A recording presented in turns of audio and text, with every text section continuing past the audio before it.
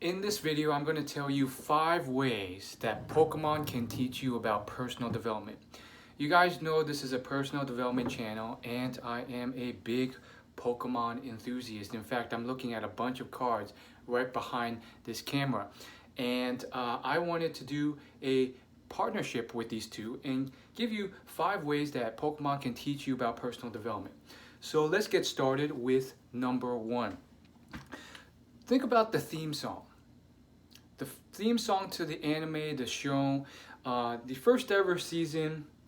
That song is possibly the most iconic song in the whole Pokemon franchise. And it starts by saying, I want to be the very best that no one ever was. And the whole theme of that song is really about achieving greatness.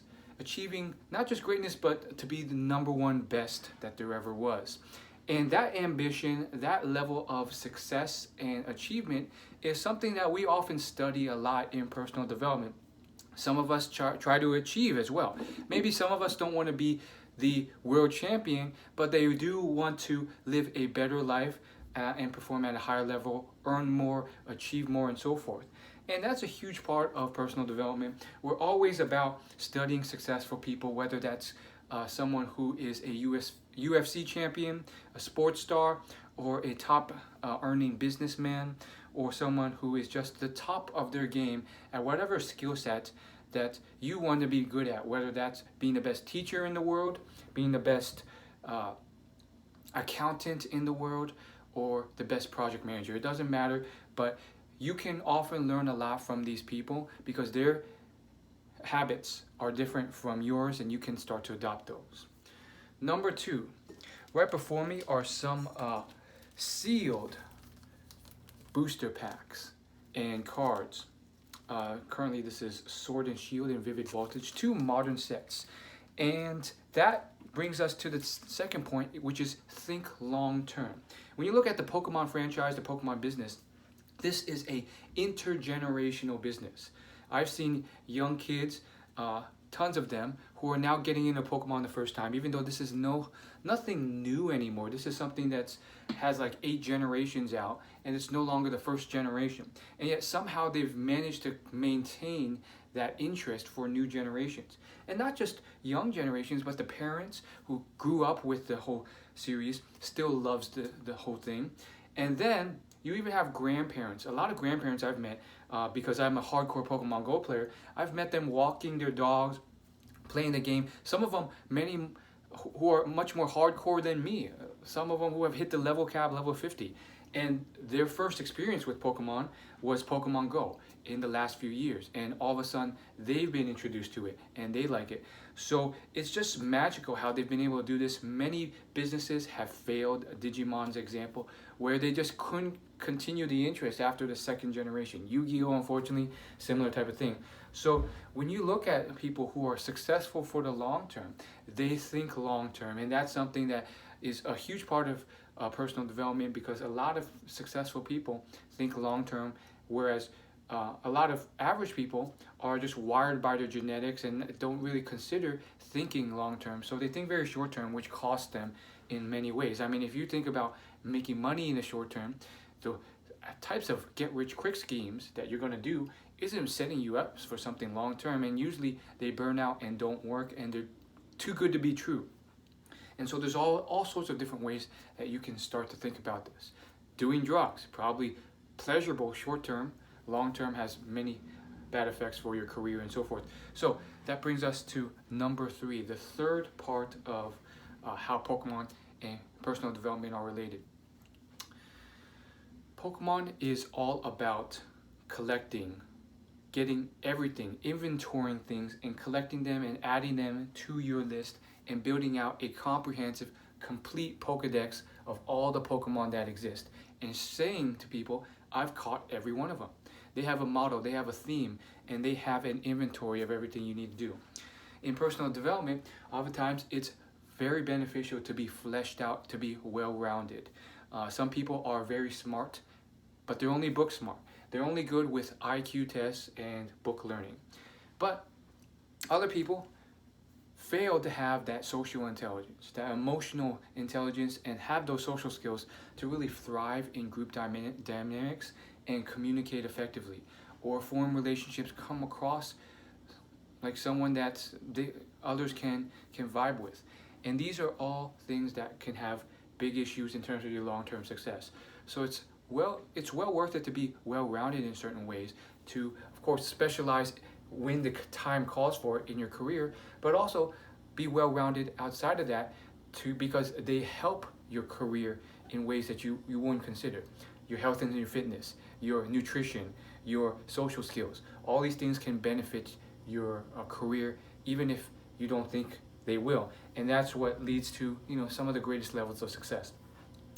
Number 4, the fourth thing where Pokemon and personal development are related is in Pokemon, there's all these cute Pokemon, there's all these aggressive dinosaur Pokemon, and it's really become something where no matter what gender you are, no matter where you're coming at it, people like collecting Pokemon because there's something for everyone. There's cute Pokemon, there's mean, aggressive, more terrifying Pokemon, and it's really catering to everyone, and that's one of the reasons it is the top-selling media franchise, beating out Star Wars and pretty much anything else you can think of, Harry Potter and so forth. People don't understand how big Pokemon is.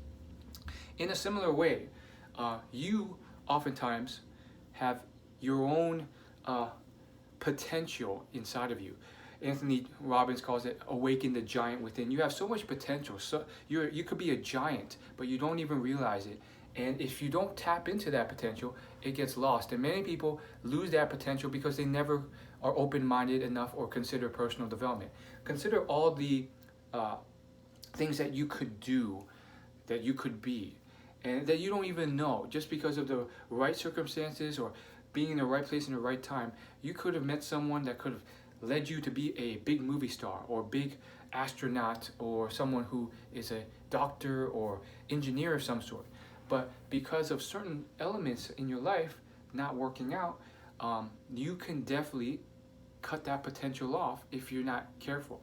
And what do I mean by that? Well, all sorts of things. Your mindsets, the way you think about it, what you do with your time, how effective you are, how productive, how focused you are, how much do you do something before you quit or procrastinate. All these things add to it. And just by some tweaks, which can take time to create, but some tweaks, you can go on a completely different path. Take me, for example. I used to be a lot more risk averse. I still am to a degree. I used to be a lot less health conscious and exercise conscious. I used to eat a lot of junk food, and all these things are things I'm still working towards and working through, but I've gotten a lot better in all these areas. And I've also changed my behaviors, which changed my results because of that. Think about how junk food and all that stuff affects your system. And so there's obviously a lot of activities and stuff that I can do now that I couldn't then. I look a lot better, I feel a lot better, I have more energy than I did because of what I'm doing. And that contributes to more productivity, more stuff I could do, more things that I would take on that I wouldn't before. Recently, I went to a different state in the US. It was a long drive, like 2-3 hours one way. And that was an adventure-seeking thing that I would have never done, potentially never done. I don't know. Maybe I would have still done it, but it was a lot easier. Not easy, but it was a lot easier because I was more willing to say, hey, I understand my regrets. I understand taking life by its horns. I understand the pros and cons and risks, and this is something that was worth doing because of that situation and because I wanted to see and explore. And so I did that. And those are the experiences that you could miss out on by eliminating your potential. The biggest one is probably your victim mindset. Those with a victim mindset, and this can be trained out of some people with time. I definitely had much more of a victim mindset back in the day. But now, by taking ownership and taking responsibility, I can say, hey, I'm going to forge my own life how I want it, instead of, man, the world's against me, I can't change it, I'm screwed, and all this pessimistic talk where you're just kind of giving up on life and saying this is as best as it gets. And you can already see the giant differences in results in life because of that. Because quite frankly, with the victim mindset, you just give up. But when you keep trying, even though it looks insurmountable, you start to see big changes in your life and how you do things, you know. And so how does that relate to Pokemon? Well, Pokemon, most people underestimate that potential. They don't even understand how big, how high grossing Pokemon is, how much money they made, how big of a reach they have. And they think, you know, other things, Harry Potter or Star Wars, have bigger grossing sales. Marvel, not even. Pokemon is the giant of giants. And most people, even to this day, but even especially back when it first launched, they never really understood it. Some thought it was a fad. Some thought it was a waste of time. And wow, were they wrong. And this is a brand that's going to continue for a long, long time. I mean, you know, you have Yu-Gi-Oh cards here, and that's great. You know, I have Toon World.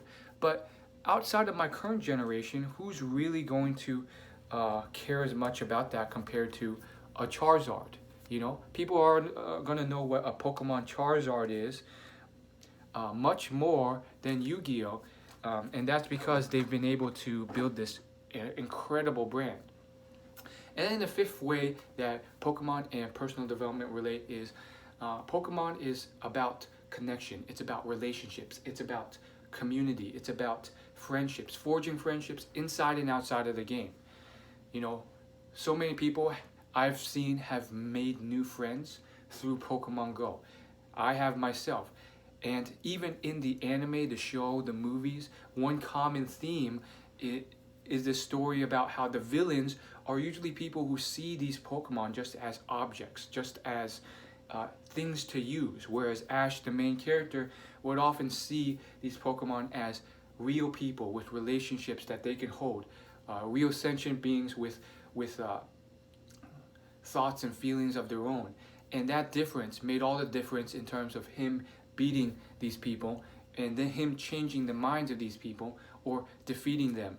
Now, how does that relate to personal development? Well, that's one tenet, one principle, sub-principle in personal development, especially around the social skills, bonding, business networking, forming of friendships, but in a lot of areas.